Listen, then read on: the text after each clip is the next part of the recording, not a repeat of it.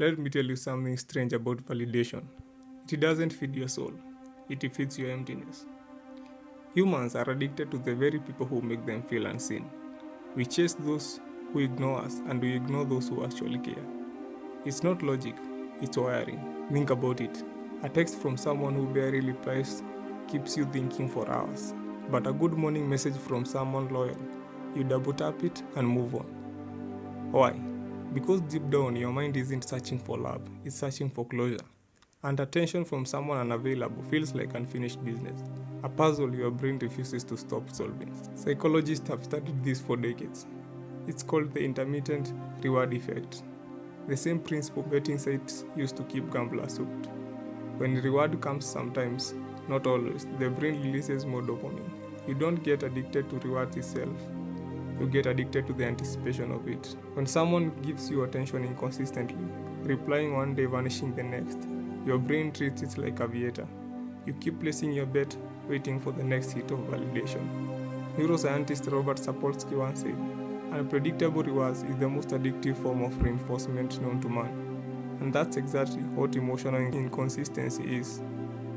A neurological trap disguised as romance, friendship, or approval.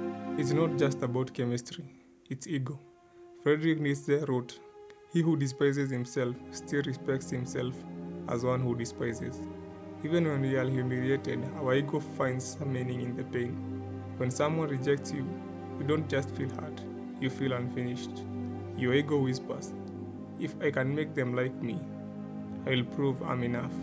That chase becomes an identity. It's no longer about love or friendship, it's about redemption. You want to fix what broke you.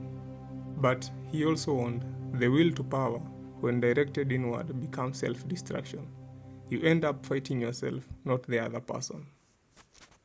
Philosopher Paul Sartre introduced a haunting idea called the lock. He said when another person sees you, their gaze gives you existence shape. You suddenly exist through their eyes. That's why their attention feels intoxicating, and their silence feels like death. When someone who once looked at you stops looking, you start to disappear from your own sense of self. You refresh their profile, you reply old conversation, you wonder, what changed? Paul's philosophy explains this perfectly. We are always tempted to see ourselves as others define us. The tragedy is that the more we depend on their gaze, the less real we become when it turns away. Paul's philosophy explains this perfectly. When we are always tempted to see ourselves as others define us, the tragedy is that the more we depend on their gaze, the less real we become when it turns away. Social media turned the lock into an industry. Now you don't just chase one person's validation, you chase the world's. Psychologists call it quantified social proof. Every like, comment, and view is a microdose of acceptance. And just like before, the inconsistency keeps you hooked. You post something, sometimes it blows up, sometimes it dies in silence. That randomness keeps you posting, scrolling, comparing. Your nervous system is constantly waiting for the next spike of approval. Research from Harvard found that getting likes activates the same reward centers as eating chocolate or winning money. But there's a dark side.